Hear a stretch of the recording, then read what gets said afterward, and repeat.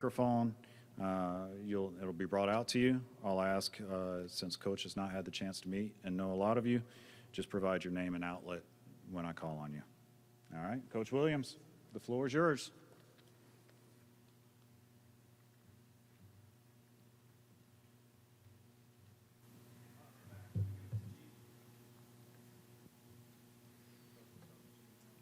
Hey, Buzz, Gene Wong, The Washington Post. Now that you've had the guys together for a bit here, can you kind of take us through the process of what it's like assembling a roster basically from zero? When you got here the first day, what you said I need right now, and then how the pieces kind of fit together after that? Our staff did a really good job with that, to be transparent. It's hard to articulate from start to finish. Lucas was on our team, and that was prior to the House settlement. And so I met with him a couple of times and said, I don't know if you're going to be able to return. It'll depend upon when the House settlement is decided.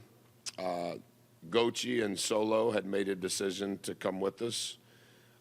Gochi played for us one season. Solo had been with us all 3 seasons of his career. There were 2 freshmen at Texas A&M who had redshirted that were trying to make a decision if they were going to come here.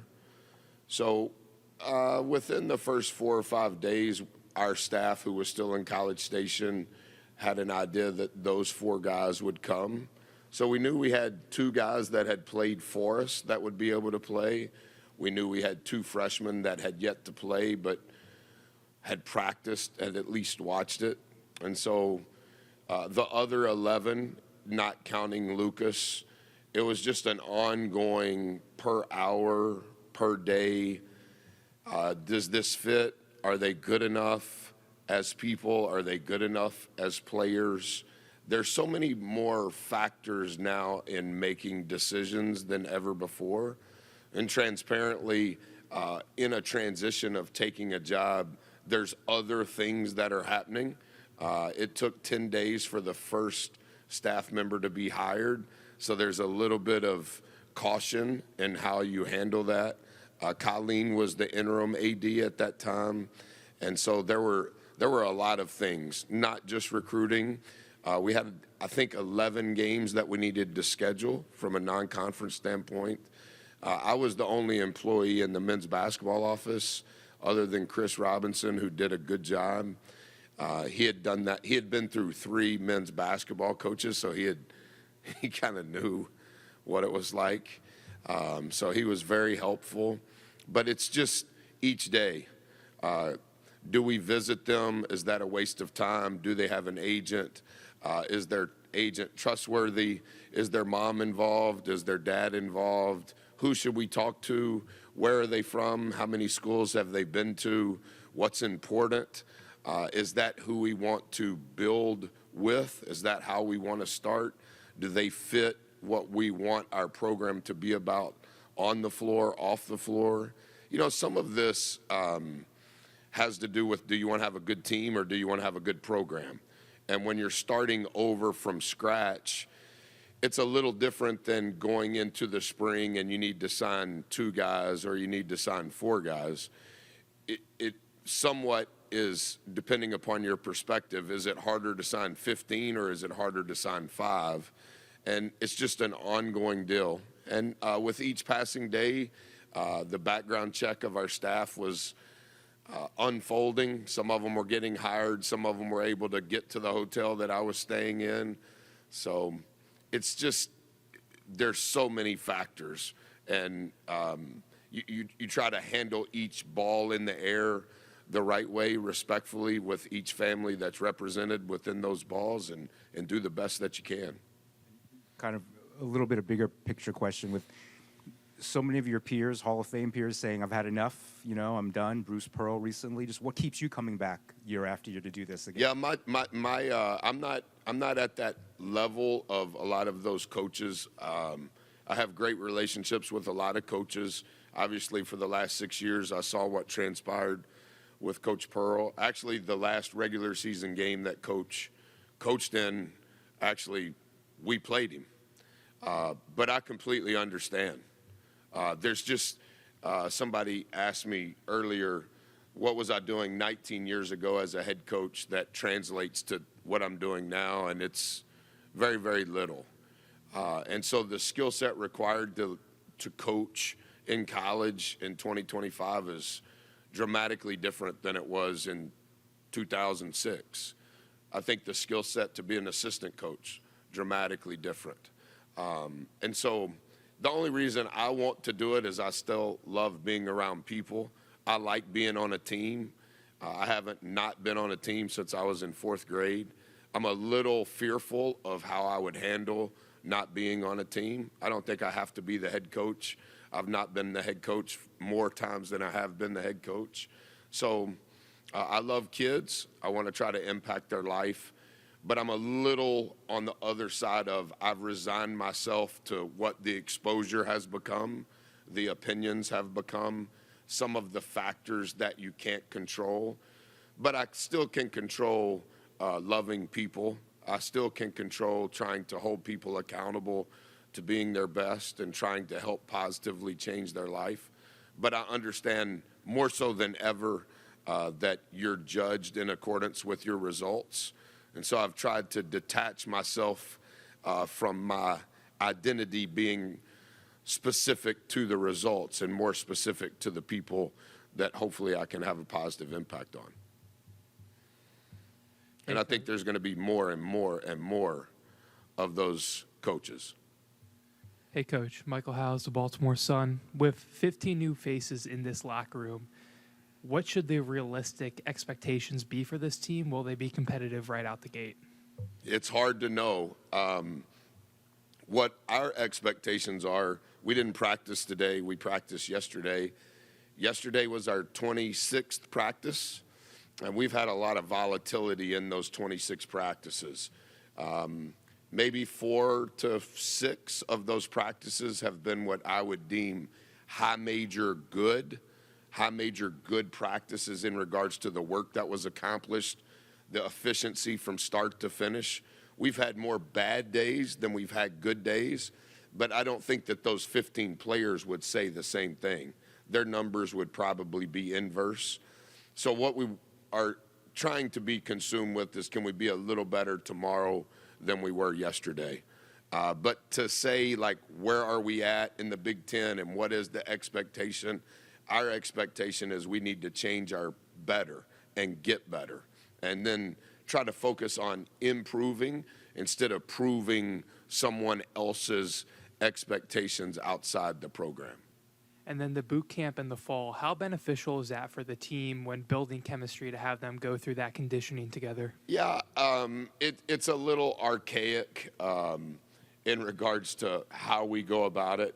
We probably spend the first 20 days that we're allowed to work with our team probably in a way that puts us further behind schematically. We probably lose a game or two before Christmas every year that we shouldn't, and we probably win a game or two after Valentine's Day that we shouldn't. And I personally think, not because it's me, I do think some of what takes place in individual workouts, in boot camp, I think that shared suffering creates a commonality of what we want to be about. It's where the leaders begin to learn to lead. It's where the followers learn how to follow better. It's where those that need to use their voice learn how to use it for the first time. And it's where those who learn to listen and execute become important. It doesn't happen very often anymore because you have to try to create this bubble of everybody's going to see this. The managers are going to see this. The trainers are going to see this. The assistant coaches are going to see this. But what happens is good people still want to be held accountable. And so within how we measure individuals and boot camp, those players have great growth because it's so uncomfortable, because they know we're measuring each component of it. So it's 3 weeks of we probably should learn out of bounds plays. We probably should put in a zone offense. And then we get to this time, 3 weeks later, and as a coach, we feel way behind strategically, but the group is much closer because of what they went through in those first 3 weeks. Hey, Buzz. George Gerbo, Washington Times. You've coached in the Big East, ACC, SEC, now here in the Big Ten, a league that kind of prides itself on the physicality and also talented guard play. How do you see your team and the composition of your team and your coaching style fitting into that, or does it necessarily? Well, thus far, we don't know. We've tried to adjust in regards to our roster as we learn the leagues, each place that we've been. I think all coaches would say, regardless of the league, they want to try to have an identity in how they play. Sometimes that identity becomes a style. Are they going to play motion? Are they going to play zone? Are they going to play fast? Are they going to play slow? I've never tried to be the coach that had a style other than what best fits their team, and how can that current team, how can we put them in a position to be as successful as possible? We're probably behind in understanding the Big Ten. It seems like it's an eternity until we play, even though I know it's still going to happen really soon. We've just tried to spend as much time investing in our players, their skill, who they are, what we want to be about on and off the floor. And we probably, as a staff, haven't done a good job. I for sure haven't done a good job of understanding what's upcoming, just because I've tried to be consumed and model the behavior I want our players to have in regards to being better today. And I know you've been in the area 6 months, and of course, from your time at Virginia Tech, knowing the region well, the people of the state have an immense amount of pride in this institution and your university. Who has kind of brought you along in kind of explaining that and getting that through, that how much people care about Maryland and Maryland basketball? Everybody I've met. That's the first thing they tell me after they tell me their name, when they graduated from here, how many NBA players played on this floor at Cole Fieldhouse here, how many Hall of Fame coaches they've had here. So anybody I've met, they've all shared their sentiment on what you said. I do have 2 questions for you, Buzz. But Kyle Goon, Baltimore Banner. First, I mean, you've mentioned it, that you talked extensively to President Pines throughout your interview process. Then Jim Smith comes after you. What has building a relationship with an AD who did not hire you been like, and what sort of have you kind of had to kind of feel out in your relationship with Jim and as you kind of get set up here in College Park? Dr. Pines was great, and similar to what I said the day I was hired, he was very open and honest about where things were, what had transpired, what he was looking for. That was very appealing. It was just my wife and I in that meeting. Obviously, Colleen was there. That was in, that was 4 days, I think, before my press conference. And then I think Mr. Smith's first day at work was July the 15th. I met with him twice prior to him being here full time. He was coming back from Atlanta before the All-Star game. He's been phenomenal. But similar to his question at the start, Buzz, there wasn't a team, there wasn't a schedule, there wasn't an AD. I don't say any of that in a negative way. Actually, I've tried not to ever say it. I let other people say it. I was aware of it because I was living in it each day. But it's happening at a variety of places, right? That's just kind of what the model suggests. It is an aberration that the president makes the decision, not a search firm, not necessarily the board making the decision. Dr. Pines was very transparent in relation to that. I've been through this a few times. I don't mean that arrogantly, but every situation is going to be different. Is the search firm involved? Is there an agent involved? Is the board or someone on the board making the decision? There's so many factors in that. And Dr. Pines, he was straight up. And it's just me and my wife and Colleen and Dr. Pines, so it got real at a very fast rate.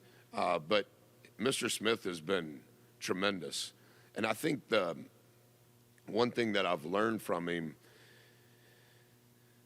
from an administrative standpoint, I think it's very difficult to administrate in 2025 because there's so many variables. And he's been very creative and very open in trying to figure out ways for Maryland athletics to be successful. And I understand men's basketball is a part of that equation, but he's very team-oriented in regards to all sports being successful and having creativity in regards to that. And just That was your first question? yeah, that was my first. Sorry about that. I'll be better on my answer on the second one. No, I wasn't great on my question asking there. But I know you have a strong regard for basketball history. You obviously have learned about a lot about Maryland history. You know this program went to the Sweet 16 last year, and people were very excited about it. What, if anything, has the history of this program influenced the way you're going forward and how you're building this thing in your image, or do you feel like you're kind of taking what you did at A&M in a box and moving it out east? Yeah, I would say a few things specific to Maryland basketball. I think the most impressive thing, you can go through multiple coaches. Coach Drizel is deserving of all of the attention. Coach Williams is deserving of all the attention. But Coach Turgeon was also here for a decade and had a lot of success. And personally, I thought Kevin Willard finished in second place 2 out of the 3 years he was here in the Big Ten. I think that's pretty impressive. From a historical standpoint, Maryland basketball has had sustainability regardless of the coaches. They've hired a lot of elite level coaches that have come from different places and had success prior to their arrival and also had success while they were here. And I think you can say the same about the rosters. Different eras, different players, different styles of play, but very successful, hence all of the banners. I only view myself as a steward. I don't view myself in relation or comparison to any other coach. I'm fortunate enough to be doing something well beyond anything I dreamed, not just at Maryland, but at any place that I've been. But I am a historian as it relates to coaches because I've always grown up wanting to be a coach. But I think it's the sustainability of what Maryland basketball has been for decades. All right, let's give it a one question each. Try to get through a couple more speed rounds. Is that in the middle there? Hi, Coach Ryan Leonardo, Testudo Times. A few of your Is players. that like a school paper? Yeah, it's one of the school papers here. There's more than one? Yeah, there's a few of them. But my question is, a few of your players emphasized that you've sort of emphasized the message of winning in between the margins. What does that philosophy sort of entail or mean to you? Yeah, excellence is in the margins. I think a lot of times the winning is in the margins, but you'll always find excellence in the margins. And the margins, typically speaking, are the things that are intangible. Were you the first to the floor to a loose ball? Did you block out on a free throw? When it's your ball out of bounds under, were you the first team to huddle? Did your team huddle? When you sprinted to the timeout, did you sprint there? Did you walk there? How many touches? How many high fives did you give? Is everybody sitting over there mute, or are they loud? Are they communicating? Are they saying words that have impact? We try to measure as much as we can on things that are not in the stat sheet, and we believe that those things in the margins impact the stat sheet in a positive way. Coach Dave Preston, WTOP Radio here in Washington.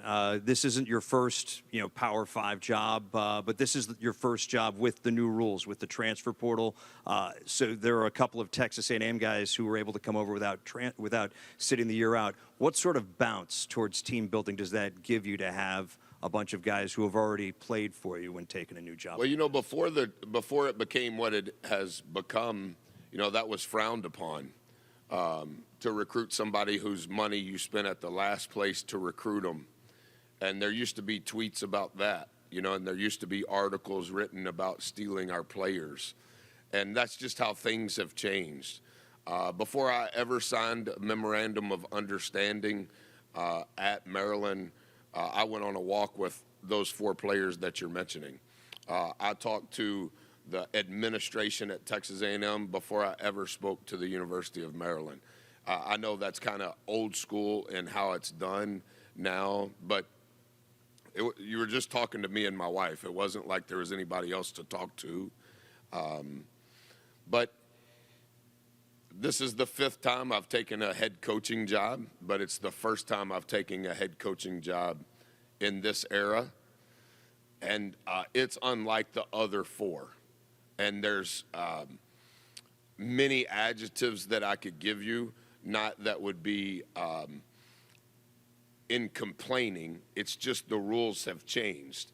And in many respects, we're still playing the same game, but how you get to this game is unlike what it was 2006 at New Orleans, 2008 at Marquette, 2014 at Virginia Tech, 2019 at Texas A&M. That's over. So I've had a first team 4 other times, but I've never not had a team meeting prior to my press conference because there's nobody on the team. Hey, Buzz. Harrison Rich, the Diamondback. You have Student newspaper? Yep, student newspaper. You have a couple positions on your staff that are very unique. Director of process, director of strength and resilience. Those are like really cool, huh? Yeah, I wanted to ask. I don't look at them. What was the director of process and what? Yeah, Coach Chambers, director of process, and then director of strength and resilience. So Good did one. you come up with those? Is that GEP? Yeah. Yeah, so you can tweet this out. I don't look at social media. So this is my olive branch to the new group. As things begin to change that everybody's talking about, I didn't want to be the coach that was always talking about the change. And I wanted to be the coach that talked about some things stay the same. People's lives still matter. Treating people the right way still matters. Learning how to work, it still matters. Listening with your eyes still matters. And so, almost in a sarcastic way, as the portal and NIL began, we began to think of like the most unique and creative titles possible for all of these Gen Z. What's your generation? Gen Z? Yeah. Okay, so what would Josh's be? What's the generation above you? Millennials. So as I began to hire some former players, former GAs, former managers in the millennial Gen Z, the title became very important. And I was like, yeah, any title you want. But let's come up with nobody else can have it. Put it on your business card. We'll make sure HR, of all the things HR is doing now, that's an easy thing to change the title. So I mentioned it last night. I don't even look at it anymore. I can tell you how long they've been with us. It's 97 years. I remember how it all started, but I think Rock may be the only one that's like just straight up assistant coach. Devin's associate head coach and defensive coordinator.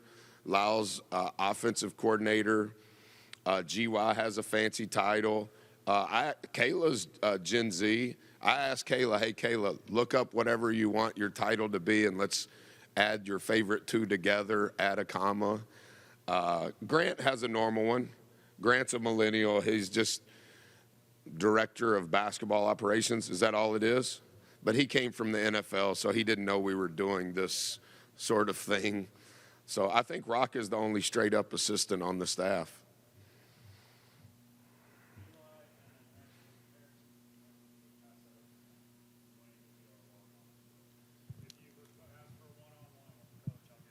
Hey, what's TJ's title? Is it on that piece of paper? Director of Basketball Strategy and Analytics. Yeah, you got to have an and or a comma to make it unique. Hey Buzz, Eli Cohn with Inside Maryland Sports. I know you mentioned going on walks with those 4 Texas and A&M transfers. Farrell talked about it as well. He did. For you, with the relationship side of college basketball, how is maintaining that and trying to keep it the same as you mentioned been a challenge or not a challenge with this ever-changing landscape? We talk about that as a staff a lot. We were among the lowest in the country at the Power 4 level in relation to transfer rate. We're proud of that. It's not once they arrive, wherever they arrive. It's how do you get them there? And that's the complexity of what this has become. But the staff has done a really good job of filtering in that process of recruiting who fits us. We knew Gochi when he was in high school. We knew Zurich Phelps when he was in high school. Unique story on a lot of those portal guys. But once they get to Maryland, I hope over time we're the lowest transfer rate in the Big Ten because we want our program to be a total development program, not just a basketball development program. So establishing the trust and investing in who they are and who they're going to become once they get here, I think we do a phenomenal job of that. Where all staffs, including us, are trying to figure out is how do you get the right ones here that fit you long term? And that kind of goes to, it's not a talent acquisition for us. We understand we have to have talent. It's more so the talent is a part of the decision. But the work ethic and the character and the moral fiber and who they are as a teammate, do they still want to go to college? Like, do they want to get a diploma? Some of that matters to us, and that doesn't mean we're right. But the staff is aware of those types of families that I'm most attracted to, and the language that I speak on the floor and off the floor probably applies to a certain group.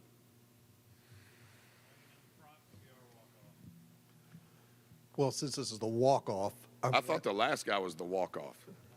I'm going to try and be the walk-off. Let me see if I Okay. can top that. All right. Wayne Viner, Terp Talk, not a student newspaper. What is it, like a podcast? It's a podcast. It's a radio show. We do it all here. As the last question, we're going to have a lot of people who are going to look at these interviews or read these stories in the newspaper tomorrow. What is the message to the Maryland fan, summing up why you're here and what you're looking to deliver this year? We're really excited, and we'd like them to be at the game on Monday night. That'll be our first rep for all of us at Xfinity.